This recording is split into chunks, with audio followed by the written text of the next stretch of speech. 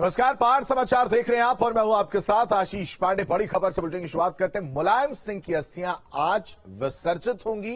हरिद्वार में चंडी पुल के पास नमामि घाट पर विसर्जन होगा। अखिलेश यादव के साथ परिवार के लोग भी इस दौरान मौजूद रहेंगे। पहले वीआईपी घाट पर अस्थियों का विसर्जन होना था, लेकिन आज 12 बजे के करीब हरिद्वार मुलायम सिंह यादव की अस्थियां लेकर अखिलेश यादव और परिवार के बाकी लोग के साथ पहुंचेंगे और मुलायम सिंह यादव की जो अस्थियां हैं विसर्जित की जाएंगी। हरिद्वार में चंडी पुल के पास नमामि घाट पर विसर्जन होगा। दोपहर का वक्त होगा जिसमें परिवार के लोग इस दौरान मौजूद रहेंगे। मुलायम सिंह की अस्थियां आज विसर्जित की जाएंगी। हरिद्वार में नमामि घाट पर विसर्जन होगा। पहले वीआईपी घाट पर अस्थियों का विसर्जन होना था, लेकिन अब नमामि घाट पर विसर्जन जो है वो अस्थियां की जाएंगी। हरिद्वार से इस वक्त की बड़ी खबर, चंडी पुल के पास नमामि घाट पर मुलायम सिंह यादव की अस्थियां जो है विसर्जित की जाएंगी। खुद अखिलेश यादव और परिवार के लोग मौजूद रहेंगे। अभिषेक इस खबर पर ज्यादा अपडेट के साथ हमारे साथ जुड़ चुके हैं। अभिषेक, कितने बजे अखिलेश यादव पहुंचेंगे, साथ ही साथ वहां पर क्या तैयारियां हैं और अखिलेश यादव के परिवार से कौन कौन से लोग जो है उनके साथ वहां पर पहुंचेंगे? देखिए, सबसे पहले तो जॉली ग्रांट हवाई अड्डे पर ये पहुंचेंगे। 12 बजे के लगभग का वक्त है जो इनका कार्यक्रम जारी हुआ है। उसके मुताबिक फिर जॉली ग्रांट से 45 मिनट और 30 मिनट का वक्त लगता है हरिद्वार वीआईपी घाट तक पहुंचने में। बाई कार, ये बाई रोड वहां से जॉली ग्रांट से निकलेंगे और इनके साथ प्रतीक यादव और धर्मेंद्र यादव और इनके चाचा परिवार के सदस्य आ रहे हैं अस्थि लेकर। सबसे पहले रात में ही, शाम में ही इनके जो कुल पुरोहित हैं, क्योंकि जो भी ये अस्थि विसर्जन की क्रिया संपन्न कराते हैं वो हर कुल का एक पुरोहित होता है जिनका बही खाता उन पुरोहितों के पास होता है। कई पीढ़ियों से वही पुरोहित की पीढ़ियां ये क्रियाएं हैं जो संपादित कराते हैं। तो ये 1 बजे के लगभग ये अस्थि विसर्जन का कार्यक्रम नेताजी मुलायम सिंह यादव का होगा, जिसमें पारिवारिक सदस्य अखिलेश यादव के साथ वहां पर मौजूद रहेंगे। अभिषेक, पहले वीआईपी घाट पर अस्थियों का विसर्जन होना था, उसके बाद अब जो खबर निकलकर सामने है वो कि नमामि घाट पर विसर्जन होगा। हाँ जी, देखिए, ये जो प्रोग्राम है नमामि घाट पे, क्योंकि वीआईपी घाट पर अस्थियों का विसर्जन प्रतिबंधित कर दिया गया था पिछले दिनों, और नमामि घाट जो है बिल्कुल इस तरीके से बना हुआ है जिस पर अस्थियों का विसर्जन होकर गंगा में प्रवाहित तो वीआईपी घाट से भी होती है, लेकिन पूरी जो हर की पैड़ी है और तमाम जो ऐसे स्नान के घाट है फिर वहां से होकर वो अस्थियां गुजरती थी। इसलिए नमामि घाट का ये प्रोग्राम रखा गया है और तमाम अस्थियां विसर्जन नमामि घाट पर होती रही हैं। ठीक है अभिषेक, तमाम जानकारी देने के लिए आपका बेहद शुक्रिया।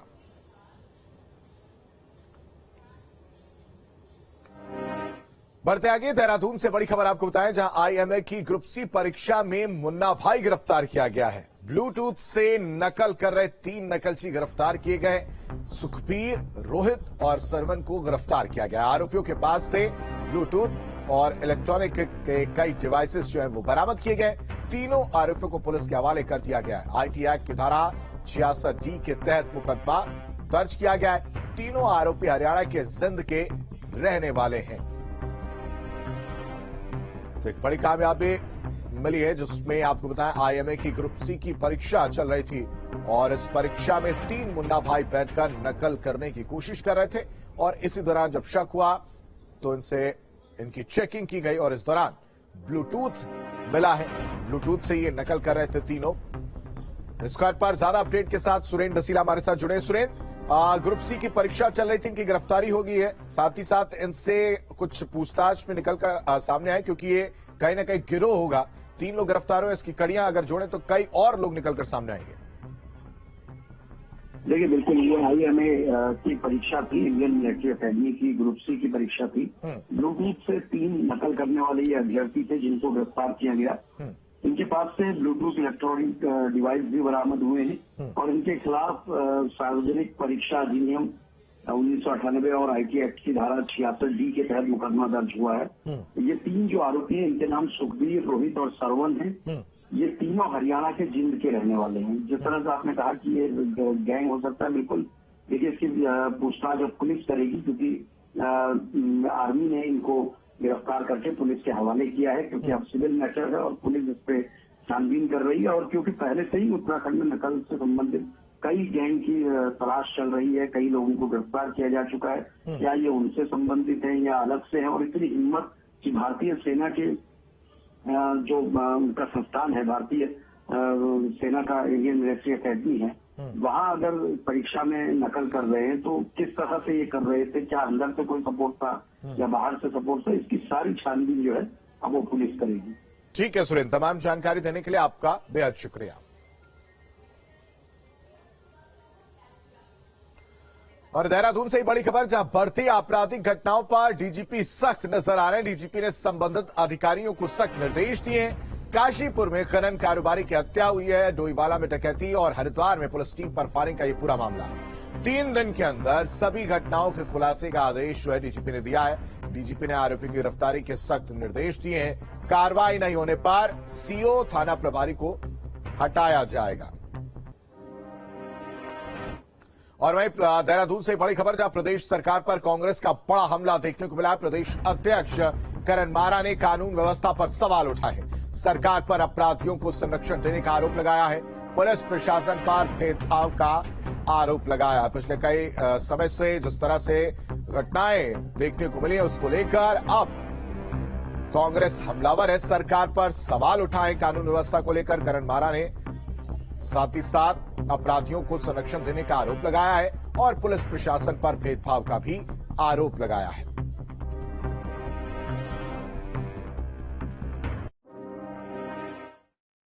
जब अंकिता भंडारी मर्डर केस हुआ, जिस तरीके से आनंद फानन में कानून को हाथ में लेते हुए वहां आगजनी की गई, डोजर चला के वहां के सबूतों को मिटाने की कोशिश की गई, अधिकारी अपने बयान बदलते रहे और डीजीपी महोदय ने लड़की और उसके पिताजी, लड़की के पिताजी और अपनी वार्तालाप को टेप करके जिस तरीके से सार्वजनिक किया, निश्चित ही वो कानून का हनन था। इतने बड़े अधिकारी से ये उम्मीद हम नहीं कर सकते थे। हाकम सिंह के रिजॉर्ट में उनके फोटोग्राफ्स थे, वो एक बार को चलो माना जा सकता है, ऐसे जा सकते हैं, लेकिन हर चीज बार बार नहीं हो सकती। हरिद्वार में आतंकवादी पकड़े जाते हैं और उनको उत्तराखंड की पुलिस की जानकारी में नहीं होता, एसटीएफ, यूपी की एसटीएफ आके उसमें कार्रवाई करती है। तो आखिर हो क्या रहा है? अपराधी नोएडा में अपराध करता है और आके यहाँ ऋषिकेश में मिलता है। तो ये क्या है कि हमारे यहाँ ऐशगाह बन गई है अपराधियों की, और अपराध किसी भी स्टेट से आदमी करता है, अपने को यहाँ सुरक्षित महसूस कर रहा है। बढ़ते आगे लक्सर से बड़ी खबर है, जहां पुलिस टीम पर बदमाशों की फायरिंग देखने को मिली है। गोली लगने से 2 पुलिसकर्मी घायल बताए जा रहे हैं, जिनको हायर सेंटर रेफर किया गया है। और उसके बाद बदमाशों की तलाश में पुलिस जुटी हुई है। जगह जगह पुलिस की तैनाती की गई है। कई इलाके सील किए गए ताकि जल्द से जल्द इन बदमाशों को पकड़ा जाए। बदमाशों ने पुलिसकर्मियों पर फायरिंग की, जिसकी वजह से 2 पुलिसकर्मी जख्मी हो गए और एक की हालत गंभीर बताई जा रही है। व्यापारी को गोली लगने से 2 पुलिसकर्मी घायल है। लक्सर से बड़ी खबर है, जहां पुलिसकर्मियों को हायर सेंटर रेफर किया गया है। लक्सर में बेखौफ बदमाशों ने सरेआम 2 पुलिस वालों को गोली मार दी। पुलिस वालों की हालत गंभीर बताई जा रही है। रिपोर्ट देखिए।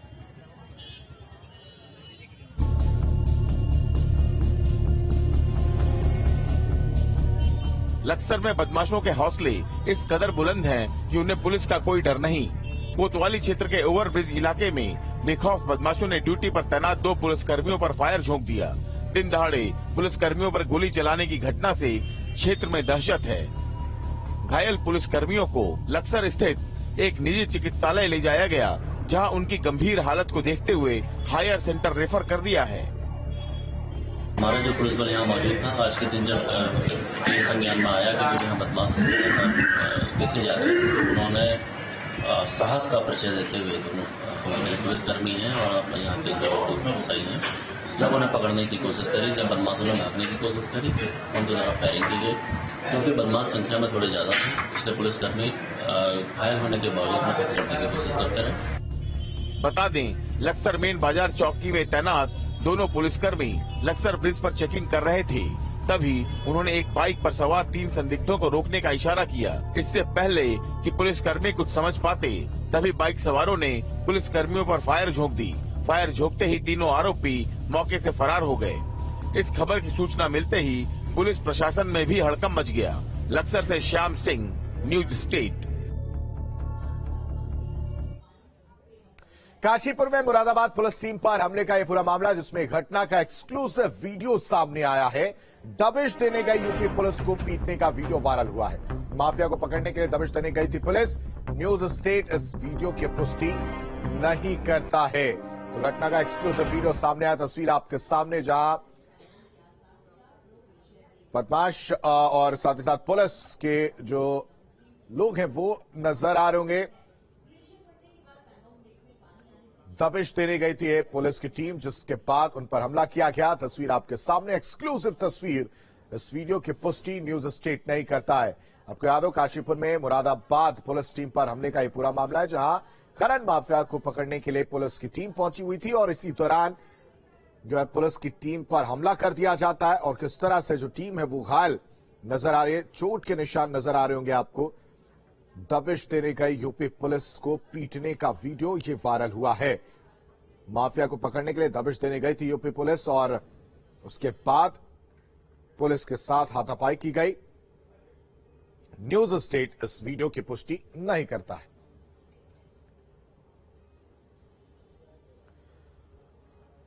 हरिद्वार से बड़ी खबर, जहां गैंगस्टर सुनील राठी हरिद्वार जेल में शिफ्ट किया गया। दिल्ली की तिहाड़ जेल से हरिद्वार जेल में शिफ्ट किया गया है। पश्चिमी यूपी और उत्तराखंड के डॉन के रूप में कुख्यात है सुनील राठी।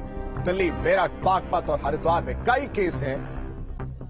हत्या और हत्या की साजिश, साथ ही साथ रंगदारी, अपहरण के कई केस दर्ज है। पश्चिमी यूपी और उत्तराखंड के डॉन के रूप में कुख्यात है सुनील राठी।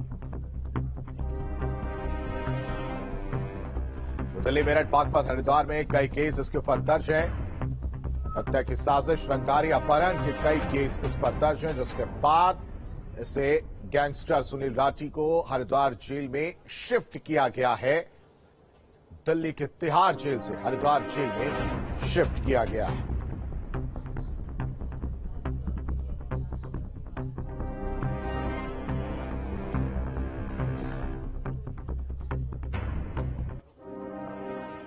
और देहरादून से बड़ी खबर, जहां प्रदेश में नई शिक्षा नीति की शुरुआत हुई है। नई शिक्षा नीति लागू करने वाला पहला प्रदेश बना उत्तराखंड। केंद्रीय शिक्षा मंत्री धर्मेंद्र प्रधान ने प्रदेश सरकार को इस बाबत बधाई दी। राजधानी में उच्च शिक्षा कौशल विकास की समीक्षा बैठक, सीएम धामी, केंद्रीय मंत्री धर्मेंद्र प्रधान इसमें शामिल हुए। शिक्षा के क्षेत्र में ऐतिहासिक परिवर्तन होगा, सीएम धामी ने बयान दिया। छात्रों के उज्जवल भविष्य के निर्माण में सहायक होगी नई शिक्षा नीति। उत्तराखंड में शैक्षणिक सत्र 2022-23 के लिए उच्च शिक्षा में राष्ट्रीय शिक्षा नीति 2020 की शुरुआत हो गई। रिपोर्ट देखिए। केंद्रीय शिक्षा मंत्री धर्मेंद्र प्रधान और मुख्यमंत्री पुष्कर सिंह धामी ने उत्तराखंड में शैक्षणिक सत्र 2022-23 के लिए उच्च शिक्षा में राष्ट्रीय शिक्षा नीति 2020 का आगाज कर दिया। इस दौरान धर्मेंद्र प्रधान ने कहा कि उत्तराखंड विद्वानों की भूमि है। नई शिक्षा नीति के बेहतर कार्यान्वयन के लिए राज्य से कई नए विचार आएंगे। उत्तराखंड को बहुत बहुत धन्यवाद देता हूं। वो राष्ट्रीय शिक्षा नीति को लागू करने में स्कूल वर्टिकल हो या हायर एजुकेशन वर्टिकल हो, दोनों में देश की अन्य प्रांतों से काफी आगे हैं। मैं उत्तराखंड को बधाई देता हूं। ज्ञान की पुजारी इसी प्रदेश में रहते हैं, इसीलिए मैं आश्वस्त हूं। अब तक उत्तराखंड न केवल आगे है, आने वाले दिनों में भी भारत में नया बेंचमार्क खड़ा करेगा, इसमें मेरे को कोई संदेह नहीं है।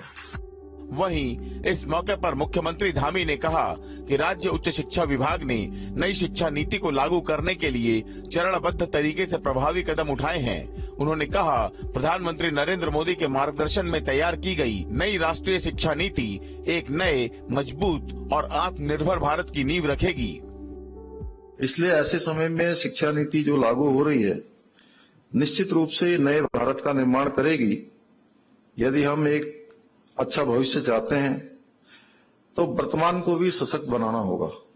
इसी प्रकार से हमें आने वाली पीढ़ी को और अधिक प्रतिभाशाली अगर हम बनाना चाहते हैं तो जहां हमें उसके बचपन को ठीक करना होगा, उसकी शिक्षा पर आज से ही कार्य करना होगा, वहीं अमृत काल में ऐसे नौजवान जिनको नई शिक्षा नीति की शिक्षा प्राप्त होकर नए भारत का निर्माण, जो माननीय प्रधानमंत्री जी का स्वप्न। शिक्षक प्रदीप नेगी से मुलाकात की है, साथ ही उनकी क्लास में बैठकर उनके पढ़ाने का तरीका देखा। इस दौरान शिक्षा मंत्री ने स्टूडेंट के साथ संवाद भी किया। दिव्यांग शिक्षक प्रदीप नेगी को शिक्षक दिवस के मौके पर राष्ट्रपति सम्मान से सम्मानित किया गया था।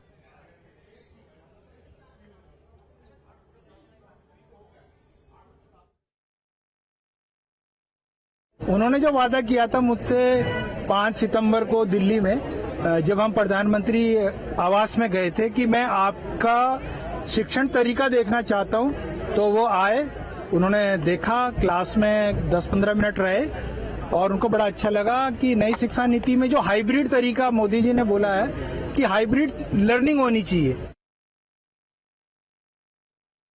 कोरोना के समय में ऑनलाइन कैसे पढ़ाना और उसमें विद्यार्थिनियों को कैसे ज्यादा समझ आए, इसके उन्होंने एक प्रयोग किया। इसीलिए उसको इस बार उनको राष्ट्रीय शिक्षक सम्मान में सम्मानित किया गया। मैं और मेरे मित्र धन सिंह जी को मैंने कहा था एक बार चल के प्रदीप नेगी जी की इस प्रयोग को खुद हम क्लासरूम में बैठ के देखें। बीजेपी राज्यसभा सांसद और राष्ट्रीय मीडिया प्रभारी अनिल बलूनी हरिद्वार दौरे पर हैं और इस दौरान अनिल बलूनी ने प्रदेश सरकार की तारीफ करते हुए कहा कि सीएम धामी के नेतृत्व में सरकार अच्छा काम कर रही है और भ्रष्टाचार के खिलाफ सरकार का सख्त एक्शन जारी है। साथ ही पीएम मोदी आगामी दौरे के मसले पर कहा कि प्रधानमंत्री का देवभूमि और बाबा केदार से विशेष लगाव है।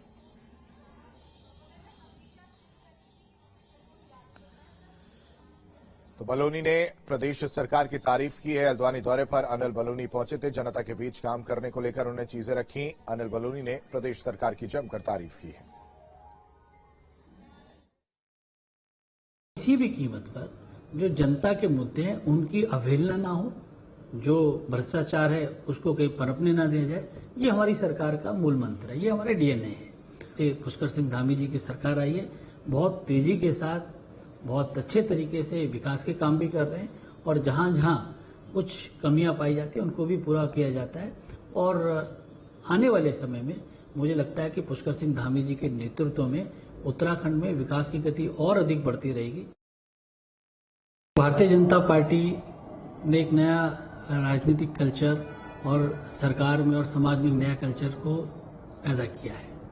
हम लोग नियमित रूप से काम करते हैं, राउंड द क्लॉक काम करते हैं और ऐसा नहीं कि चुनाव की तैयारी को लेकर करते हैं, लगातार काम करते हैं, साल भर पूरे टाइम काम करते हैं। तो हम लोगों को चुनाव में कोई एक्स्ट्रा बर्डन हमारे ऊपर हो ऐसा नहीं होता है। हम लोग नियमित तौर पे काम करते रहते हैं। कि माननीय प्रधानमंत्री जी का भगवान केदारनाथ से और इस देवभूमि से बहुत ही बड़ा लगाव है और वो समय समय पर आते भी रहते हैं। जिस प्रकार से आप लोगों ने जानकारी दी कि ऐसा कोई कार्यक्रम है, तो निश्चित तौर पे प्रधानमंत्री जी जब भी उत्तराखंड आते हैं, देवभूमि में मंदिरों में भी जाते हैं और उत्तराखंड के विकास की भी समीक्षा करते हैं। कैबिनेट मंत्री धन सिंह रावत अपने विधानसभा क्षेत्र के दौरे पर हैं और श्रीनगर गढ़वाल दौरे के दौरान धन सिंह रावत ने सीडीएस अनिल चौहान के पत्र गांव पहुंचकर उनके परिजनों से मुलाकात की। इस मौके पर उन्होंने कहा कि प्रदेश से अब तक 2 सीडीएस का चयन प्रदेश के लिए गौरव की बात है। इसके लिए उन्होंने पीएम मोदी का शुक्रिया अदा किया है।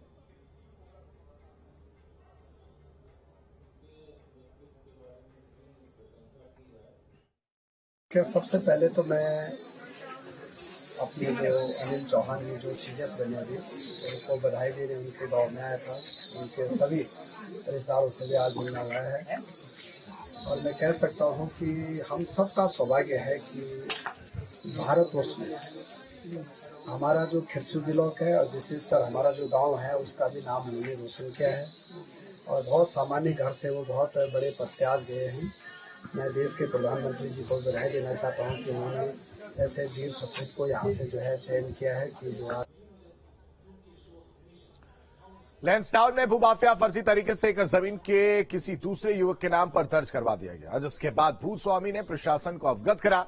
लेकिन भूमाफियाओं के हाथ इतने लंबे हैं कि राजस्व विभाग भी बौना साबित हो रहा है। लोगों की जमीन पर अवैध कब्जा कर उन्हें डराया और धमकाया जा रहा है।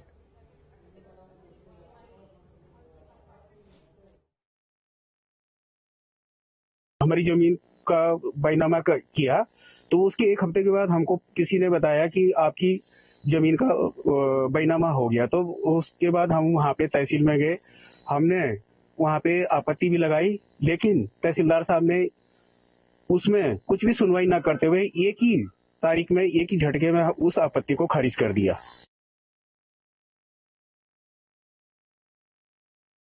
भूमाफियों ने हमारे गांव वालों के साथ मिलके हमारी पूरी भूमि धड़ल्ले से बेचे जा रहे हैं। ये भूमाफिया इतने वो हैं कि धड़ल्ले से इधर घूम रहे हैं, ये किसका बगीचा है, ये किसका भूमि है, उनको बिल्कुल भी इस चीज का ज्ञान नहीं है कि ये किस चीज की है।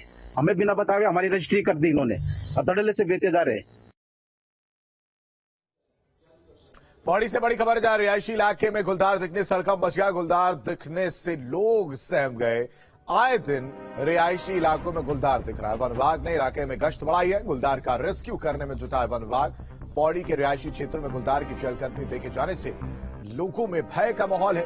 प्रेमनगर, अस्पताल मोहल्ला, सर्किट हाउस समेत कई इलाकों में गुलदार की सक्रियता बढ़ रही है, जिससे लोग सहमे हुए। वन विभाग की टीम मौके पर पहुंचकर अपनी गश्त देने लगी है। वन विभाग ने पहले से गुलदार की दहशत को देखते हुए पिंजड़ा लगाया हुआ है, लेकिन गुलदार पिंजड़े में कैद ही नहीं हो पाया। गढ़वाल वन प्रभाग के प्रभागीय वनाधिकारी ने बताया कि गुलदार प्रभावित क्षेत्रों में वन विभाग की टीम लगातार गश्त कर रही है। गुलदार को जल्द ही पकड़ा जाएगा।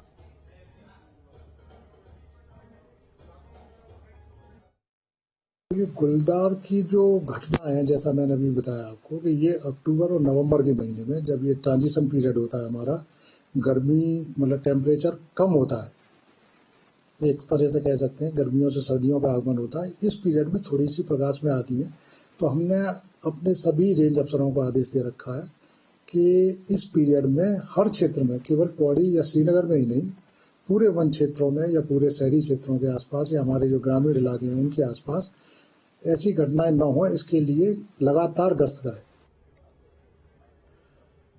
और इसी के साथ इस बुलेटिन में अभी के लिए बस इतना ही।